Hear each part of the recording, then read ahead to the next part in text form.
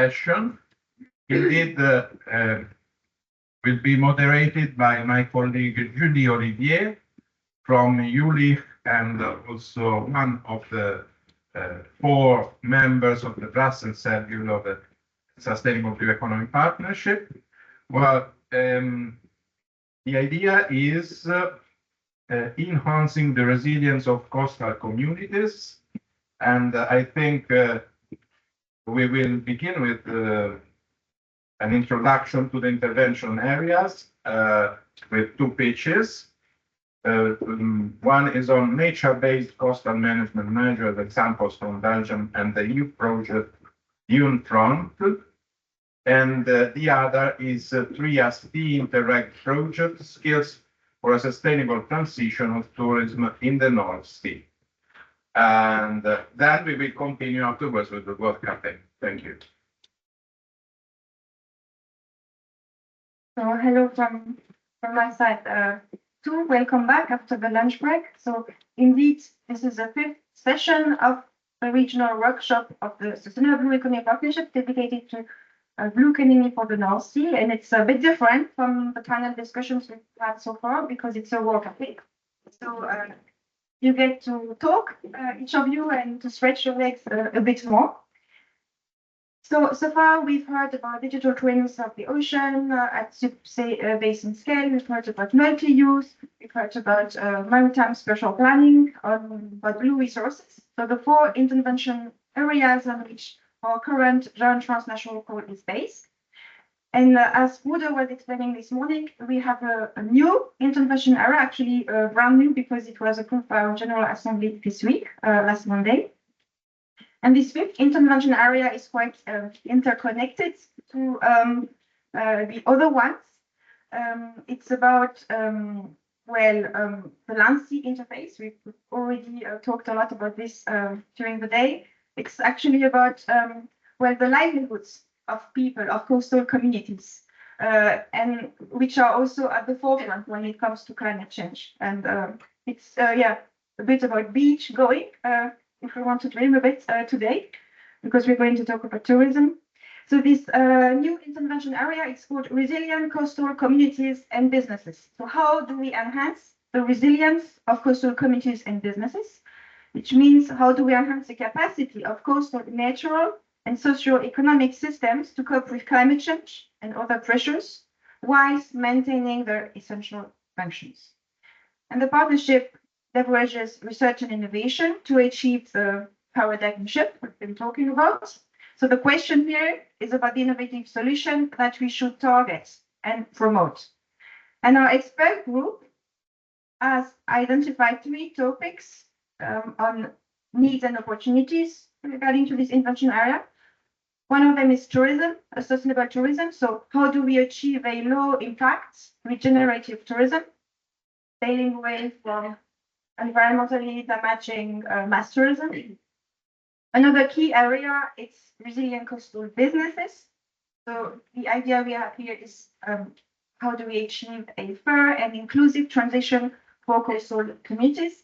And we're talking about half of European population, which is considered as 500 million people. And the third key topic is resilient coastal infrastructures and nature-based solutions. So here again, I think today and yesterday also we had a lot of examples already about that. So the question is really how can we improve, enhance coastal protection, for instance, against civil rights. So with this World Cafe, we'd like to hear about cases in the North Sea. We want, again, to, as we've been doing throughout the day, to learn about research gaps and governance needs at the North Sea scale on these topics. We want to hear about the North Sea experience so that we can develop this intervention area ahead of our next joint transnational call.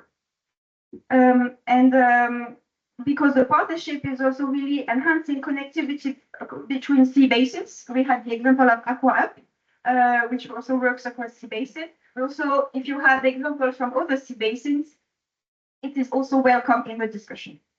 And to give you food and a bit of food for thought, before we divide into 3 groups, So there will be three groups discussing at three different tables. I would like to invite first Ivan. So you are at Impulse Zeeland, a Dutch regional development agency which supports entrepreneurs to make their ideas into.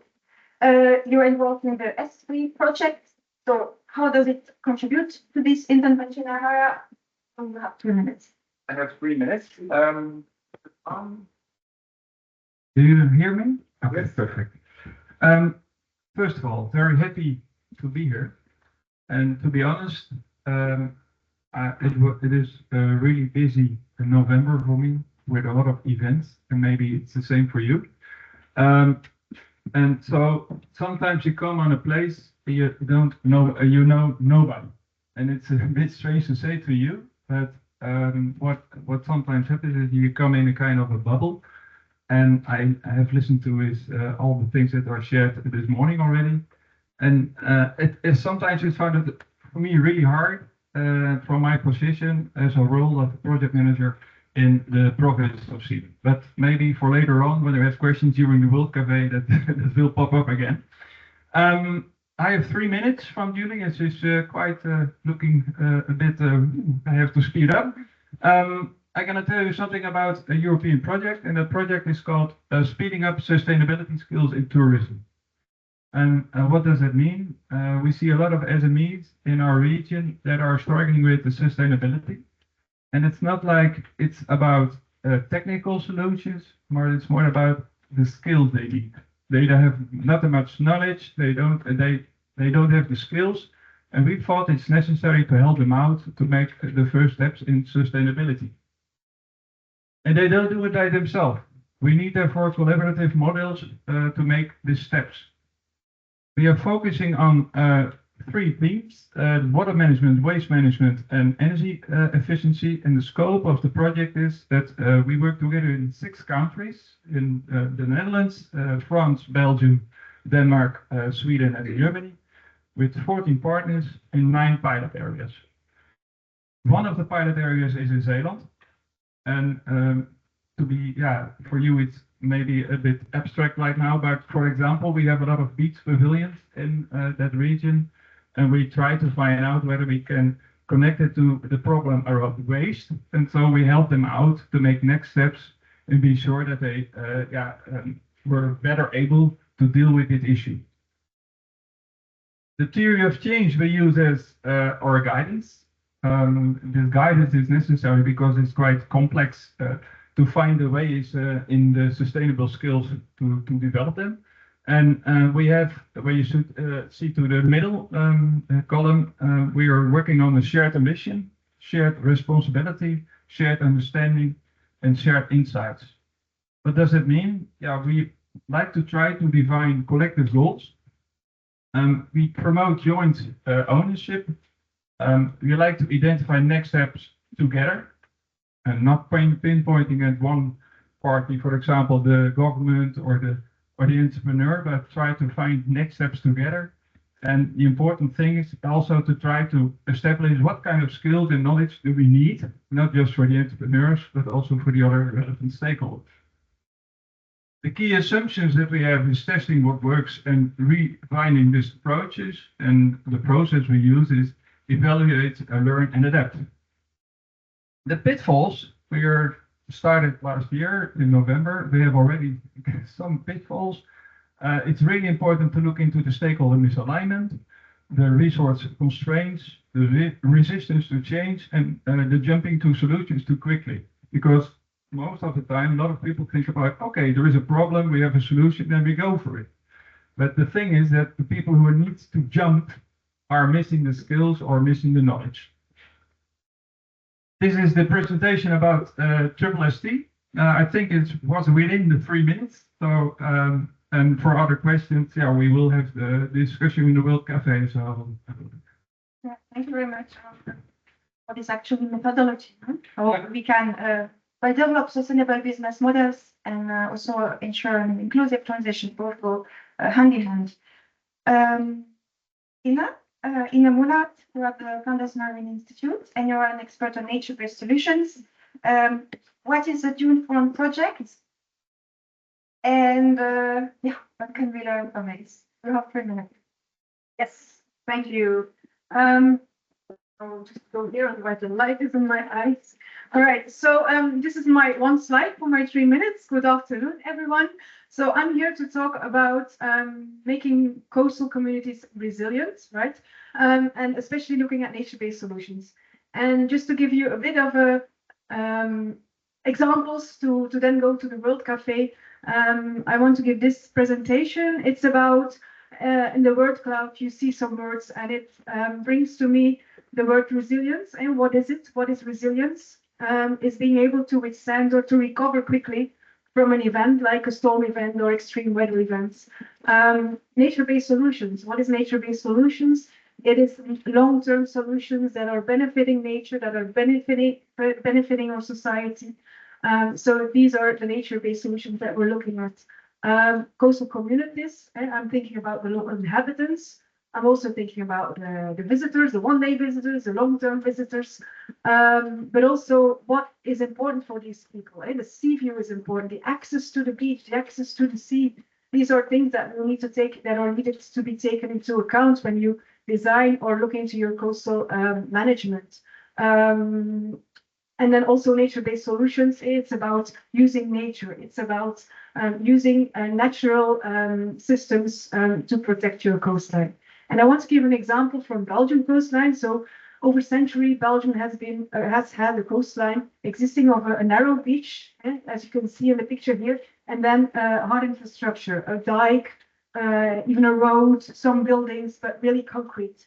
But with climate change, with these changes of events, this is no longer sustainable. So we have to look at different solutions, and nature-based solutions are a good option for that. Examples that we have been testing in Belgium are hygienic reefs underwater. So for example, here mussel reefs underwater. We also use laniche, it's a tube-building worm that lives in the intertidal or subtidal areas, could be used, but also especially dunes.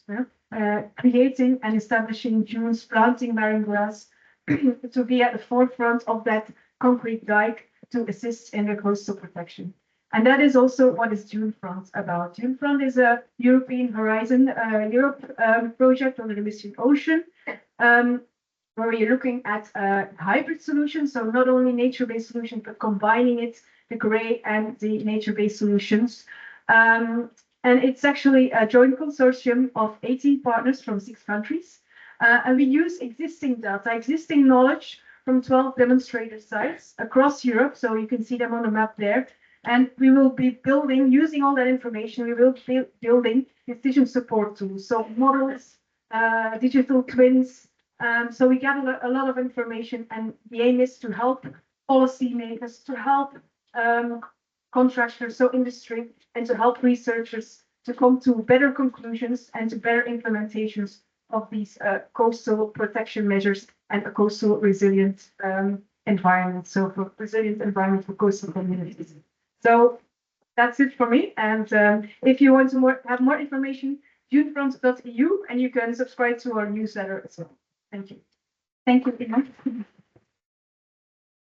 Thank you for this good practice from the best practice from the North Sea about nature-based solutions. There was actually an interesting also workshop yesterday about nature-based solution, where actually discussed the definition of nature-based solution. I think here for the World Cafe we want to take it whole, the very broad definition. So Ine will be a facilitator of one of the 3 tables of the World Cafe. Actually, we're going to be standing around the flip chart. So this table will be there with Ine as facilitator and Margarita Zordio will be a rapporteur. So at this table, we want to hear about research, success stories about from nature-based solution at the North Sea scale or from other sea basin, about research gaps and barriers for scaling up of such solution. As we talked with Laurent Delaunay and with Zoe Constantinou, we need more observational capacities for coastal management to protect inhabitants. So what is needed there for evidence-based decision making? We've also talked about dredging as contributing to nature-based solutions. So there is a lot we can discuss here about enhancing the resilience of coastal infrastructure. After 10 minutes, you'll be invited. I will ring a bell and you'll be invited to move to the next table. The next one is in the corner over there. Our facilitator will be Gabrielle Jobert from GPA Oceans. And our rapporteur is Inderjit Singh Marshara.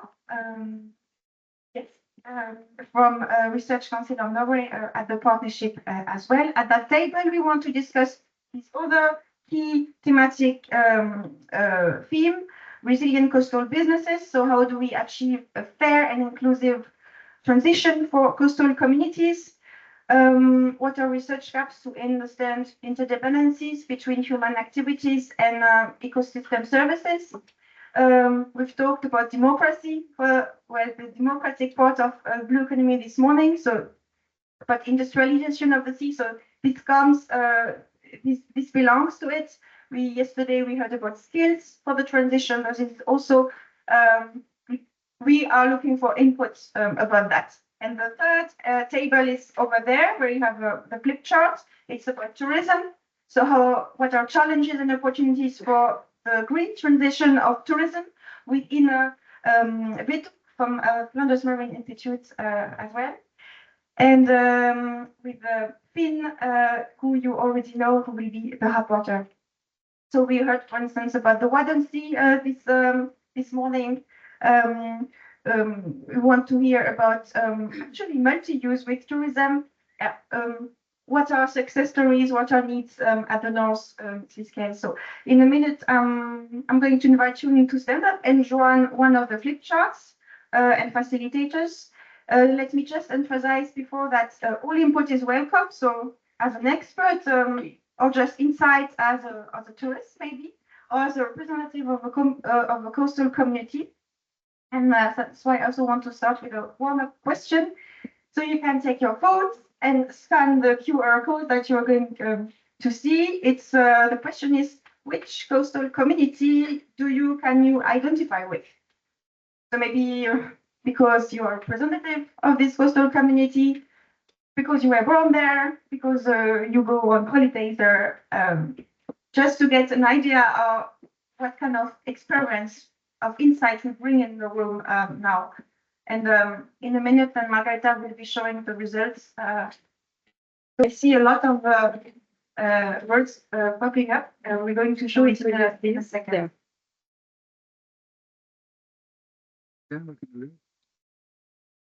Okay, that's good. So Germany, Belgium, Italy, Ireland. Oh, perfect. I also see diving and surfing. Even Canada. Great. Thank you very much. Maybe the facilitator can stand up and the rapporteurs and join the flip chart, and then please just draw on any flip chart for now. And after 10 minutes, I will ring the bell and we will move to the next table. Thank you. Input regarding the Blue Tourism Initiative launched by UNEP-MAP, regional sea organization from the Mediterranean. At the time, we also had inputs from the Zero Emission Waterborne Transport Partnership, because the Super Blue Economy Partnership is also enhancing synergy with other partnerships. So in that case, we were talking about cruising, we were talking about decarbonized waterborne transport to islands, for instance. And at the second workshop that we had last month in Sofia, well, the World Cafe was again a bit different because each sea basin is unique. For instance, we had input. We had a World Cafe on a different topic. So, for example, research infrastructure, because the partnership is starting new activity on sharing research infrastructure, and so we had the audience really drawing a mapping of all research infrastructure. We heard again about Jericho today, and a good list of all research infrastructure system that we should federalize at European level. And in the meantime, I guess our facilitator have had time to gather the votes. So I will start with you, Ine and Finn. So when we're talking about low impact regenerative tourism, what are challenges and opportunities for the green transition of tourism? What were the main discussion points at your table? Yes, we had a very productive session, so we have quite some challenges and opportunities. Regarding to challenges, there was the concern that what the market offers for tourism, tourists are not always sustainable options, thinking about jet skiing or other activities that have notable impact on the area. So it's an opportunity. Also, there are sometimes there's a lack of financial investments for example infrastructure upgrades that needs to be done to get a good flag. That's not always possible for the area. There was the remark that there is tendency to have larger sailing boats and that arbors need to be adjusted to this, so how this impact can be reduced.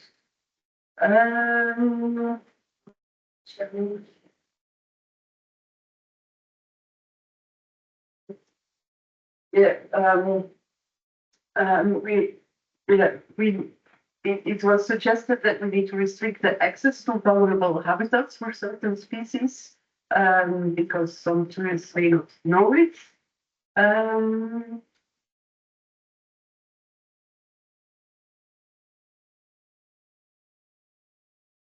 That's an opportunity. Do you want to go to the? Okay, sure. Yes, so I guess related to the points of that on the one hand you want people to know better about the species and habitat in the area, but on the other hand, then also like not too much that there will be disturbance of the habitat. Then another aspect of information that would be good for people to know who are visiting an area is the cultural identity, which then can also tell a bit about the history of the area. For example, that some places are existing because of a herring fishery that's maybe not there anymore, but it's still an important heritage. And what we also saw coming back in our different discussions is that local small SMEs are important to work with, and that they maybe also need training to capacity building so that they can steer this transition, and that they also know better what is important for the people already living there, so that the kind of tourism can be made sure to match also what the people of the area find important. Yes. Promotion of local products, promotion of staycations, bringing tourists together with locals, for example, in cooking experience organized with people's home. Yeah. Thank you very much, Ina and Finn. And so actually, tourism has such a huge potential. So leveraging tourism for ocean literacy, science communication, promoting local heritage. Actually, when I was briefly at your table, I also heard about the question, what is exactly regenerative tourism? So maybe when we launch our call next year, and we define before priority area something we need to work on to make sure we attract the right stakeholders for this work. Ina and Ma, resilient coastal infrastructures and nature-based solutions. But the more important discussion, maybe not long. I will keep it short. Okay, so which solutions do we need at the land-sea interface for the benefits of both people and nature using nature-based solutions? So it came up in the start with the first group, sand as a material. So use sand to make larger beaches, use them for dunes. But then it was also a discussion about carrying capacity, that our coasts are too busy, that we have to limit maybe a bit, or look at how to better limit the the amount of visitors or so on, just to make sure that not only the carrying capacity for people, but also for especially for the environment, for nature, for biodiversity, we keep in mind. But also it was mentioned that nature-based solution is about stopping unsustainable solutions, so only using sustainable solutions. The second group came and we talked about that sand maybe is maybe there's a limit to sand, so maybe we do have to watch out with just saying we use sand because where will it come from? It was also talked about the dunes, and that in some areas dunes is a good thing, and people are happy that there are dunes. In other areas they don't want dunes because they really want access to the beach.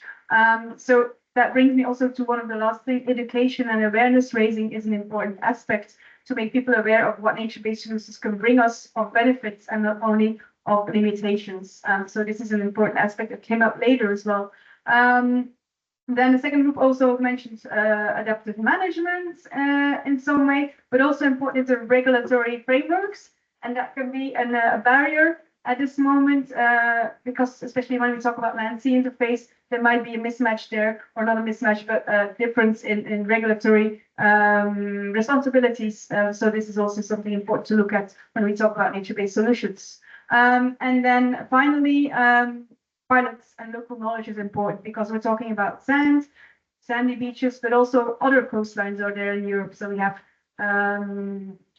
rocky coastlines, for example. So every situation is different and every ecosystem is different. So we need local knowledge, we need local experience and data, and therefore also pilots, because there's a risk with implementing nature-based solutions. We don't know enough yet. So therefore we need to do some pilots to have more information and more knowledge on this. And again, context specific is very important. So thank you very much. So nature-based solution with a huge potential for coastal protection of our communities. So which one could be replicated, and how can they be adapted? I also heard at your table, maybe to be resilient, we shouldn't fight. But accept a change, like letting water coming in, buffer zone and so on. Let's hear about our third table. I will move a bit and Gabrielle. Yes, thank you very much. So yeah, our table was talking about resilient coastal businesses and how to achieve a fair and sustainable transition. Yeah. Quite a wide topic, but we had very interesting discussion points. First, we talked about the threat to coastal communities and businesses, and sea level rise came out, obviously, as a very important one for the North Sea, especially identified in Belgium and the Netherlands. And then we talked about how local communities and businesses can be involved in the development of, for example, offshore wind turbines, because the participants of our session gave really interesting examples of where the local communities were included in planning and thinking about these projects, and examples where they were not. And so we really identified the local ownership of these activities as a key element of resilient coastal businesses and communities. We also talked about how these developments can have negative impacts on communities, and that it's very important to look at the participation of certain stakeholders, but that can be something that is difficult to do. So it's always identified as a central element, how to include stakeholders, how to make them part of the planning process, but it's not always really evident how to do that. And so we had interesting examples in the maritime spatial planning process, and how planners can be flexible and adaptive to some local requests and circumstances. And then I think in the last group we also talked about the second group we talked about tourism more specifically as a type of business, and about the fact that in some communities it's very difficult for small and local businesses and tourism operations to operate when they're facing challenges such as huge hotels or big multinational companies that are coming and that have very competitive prices. And so we talked about some things that could be done to make these local tourism operations more resilient. And so we had a few criteria, such as looking at capacity building and how to help them on that, but also looking at economic and structural output and supports. So yeah, we talked about a lot of different things, but I think the main themes are about empowering local communities and also making them parts of this process and how to increase ownership of some initiatives. Thank you very much, Gabrielle. So increasing ownership, and I think for all these topics we've talked about, it's very concrete and it may also be abstract to talk about from the research point of view. And I want also to mention that the partnership is really trying to foster transdisciplinary research. So actually we have a partner, it's a European Alliance of Social Science and Humanities, which help us also to implement this transdisciplinary aspect of research. And with that, actually, I want to close the work. I want to thank each of you and the facilitators and the reporters for your involvement and all for participating in this exercise. So again, the input is very valuable. It will feed into our strategic research and innovation agenda. And yes, with that, back to Angelo for actually the closing of the workshop. Thank you for all of you for your resistance and the strength. But now we are at the conclusions. Let me say that it was very fruitful and interesting, very long, but a very dense also of important inputs. First, as we know, we received also a political message, which is to insist in our nations as for the importance of the blue economy, which is emerging, and most of our stakeholders, so we met very young people, enthusiastic, coming from the research, and really highlighted how far is going the applied research in blue economy and how many opportunities we are creating even in few years, and maybe we can do much more if we put in value the steps beyond we could do in the last years. So thank you for this, and so I would like to invite here for some final remarks Monsieur Alain Lagrange, Director General for Research and Innovation of the Ministry of Higher Education, Research and Innovation of France. This morning we began with Germany. We conclude with France, while we could create this workshop with support of a number of people from the North Sea. And I see here the Norway, obviously Germany.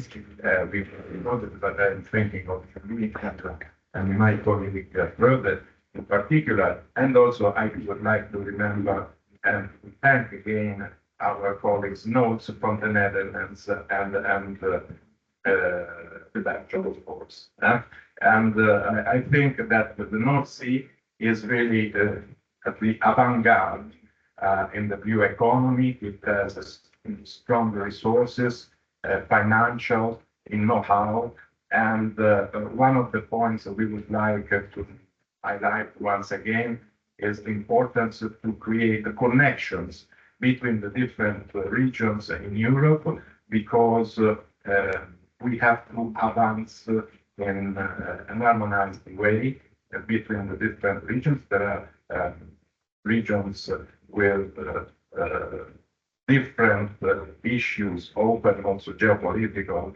and maybe with different financial opportunities. The idea is precisely to integrate all these regions in one only pan-European vision. We understand that this is important also because the blue economy is also becoming a source of security for all the European borders. And that's why we don't go beyond with our process. And thank you.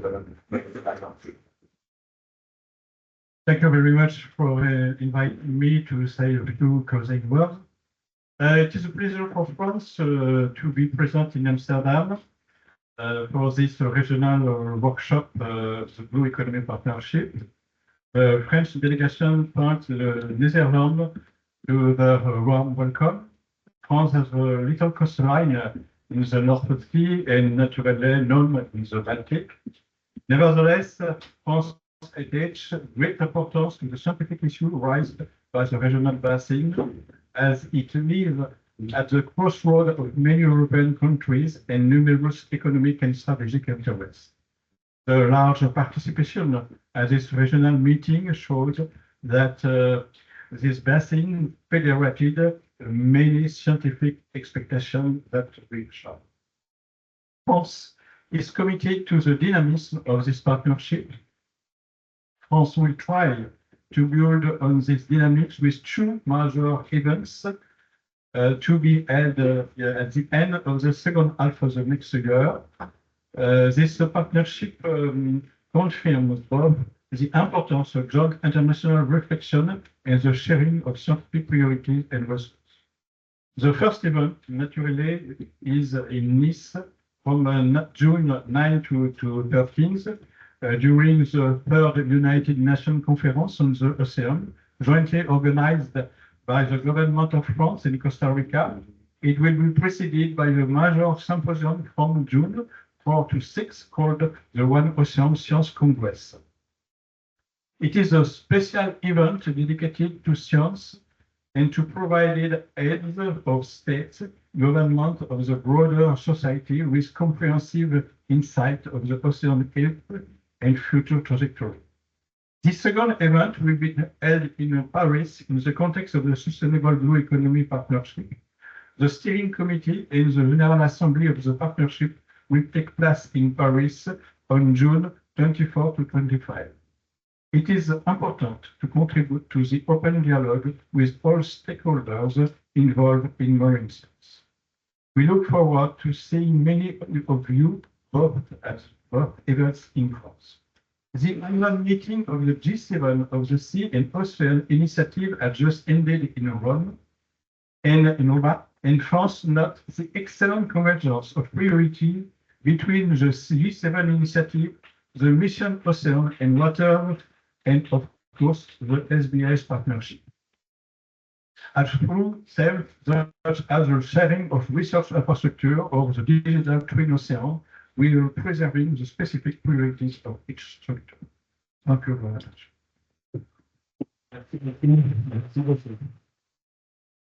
We are international, and before giving the floor to Margherita Pelletto, she is the coordinator of the Sustainable Blue Economy Partnership from the Universities and Research of Italy, is my colleague. I would like to say a final thank you to everybody, in particular to Blue Mission Vanos for this fruitful experience to work together for a common goal. And thank you, Angela, and to all the colleagues of Submarina. I also would like to thank our friend, the technician. I don't remember his name, but Martin, yes, his presence was very fundamental for us. Otherwise, we couldn't communicate in this way. And also the photographer and all the people who supported in food, very good quality, I have to say. And all this made this day an important day for all of us. Thank you, everybody. Margherita, please, it's up to you for the conclusions.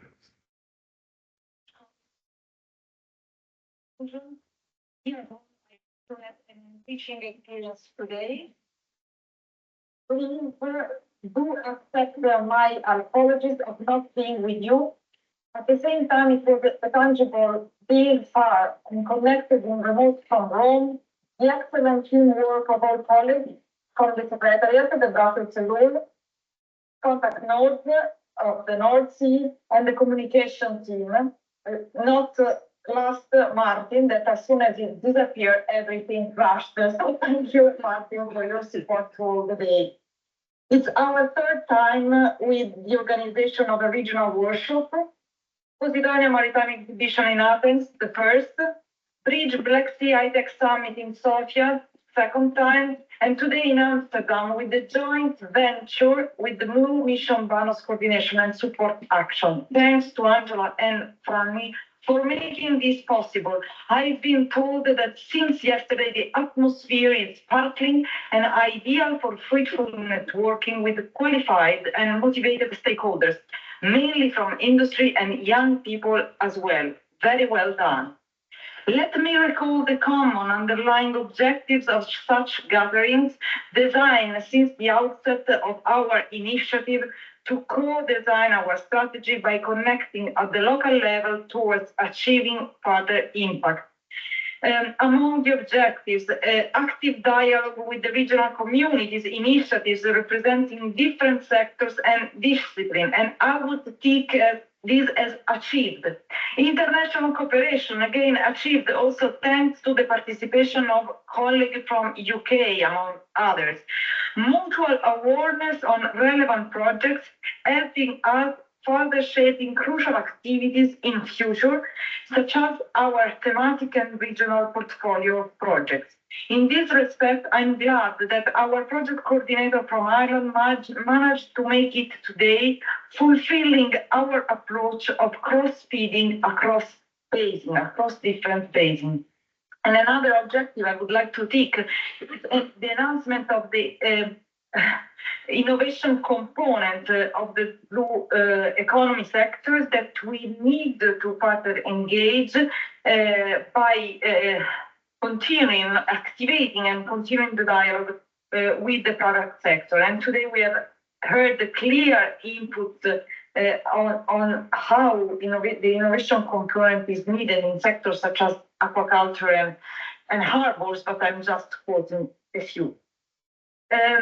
But we, in such events, we always value a lot the specificities of each sea basin that today we have experienced, even at the level of the format and even at the level of how the room was arranged.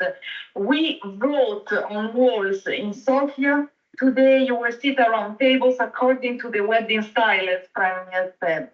For the first time, the topic of the session and the work cafe perfectly mirrored the 4+1 in the one on coastal resilience and businesses intervention areas of the partnership, with the nature-based solution being one of the keywords I have annotated here from Rome, and much more have been surely identified in the discussion as it was presented during the conclusion. Okay, to be honest, I also annotated sandy beaches, but very not really the key. What I wanted to highlight is that this is giving us, your input are giving us a lot, not only in the light of the upcoming third joint call in September 2025, but also as a continuation, as part and enriching an activity we are running with by collaborating with other partnerships, and namely Biodiversa, Water for All, and Driving Urban Transition, with whom we have explored. We are exploring joint collaboration precisely on nature-based solutions. I believe that today we have added a lot to the living participative consultation, helping the co-design of the partnership strategy, bringing the outcome at the higher levels in front of some members of the steering committee of the partnership, not only the co-chair, and I would like to thank Elisabetta for opening today and reminding about the key objective of the partnership and of the new commission of enhancing Europe's competitiveness, including by announcing science policy interface, but most importantly, representative of the North Sea countries, and thank you, colleagues, for this. Seeing this from Italy, the exchange of practice has been very informative and enriching. Allow me to express sincere admiration for what the North Sea countries are doing. I'm recalling, for instance, the interministerial coordination addressed at the opening by Peter from Germany, and to conclude how far France will support the cause of our common ocean by addressing the need to commit at the global highest level in the framework of the upcoming UNOC conference in Nice. Actually, this was a very timely taking up of the remarks by John Bell on the need to communicate the value of a member state, including as a member of this partnership, towards the political authorities. And allow me also to thank John for finding the time and joining us in a fantastic program, addressing, as usual, his forward-looking speech. And coming back to what the North Sea countries are doing, of course, I cannot avoid to mention the Greater North Sea Basin Initiative. On Monday, 2 days ago, during the meeting of the General Assembly, the second cycle of the partnership was finally set to fly, with the approval of our plans of activities until 2027, to be carried out with a widened consortium of 75 partners from 30 different countries. Yes, we will need to update the roll-ups you should have seen in the room. Not only will we continue to run our joint transnational calls for proposal on an early basis, but we will also implement a bunch of key additional activities, such as the sharing of research infrastructure via a call for access, the alignment of thematic annual programming and monitoring programs, the development of a portfolio of projects. We definitely count on you, North Sea Blue Economy Community, for making this adventure impactful. Please do not be shy. Exploit the wonderful opportunity we will offer in the upcoming years. To conclude, thank you once again for the enthusiastic participation. A particular thank to a silent stakeholder today, Wendy Bonn, for having joined us. Until she served at the European Commission, she has heavily contributed to co-shaping this partnership and hope we can continue this collaboration. Please now kindly join the closing session of the arena, where our colleague Frode, thank you, will represent the partnership intervening as a panelist. Thanks a lot. Thanks, Sandro. I hope you could hear me. Okay, very well. Thank you, Margherita, and thank you again, everybody. Have a nice continuation in the conclusion of the event of Mission Arena 3. See you, goodbye. Grazie. Grazie.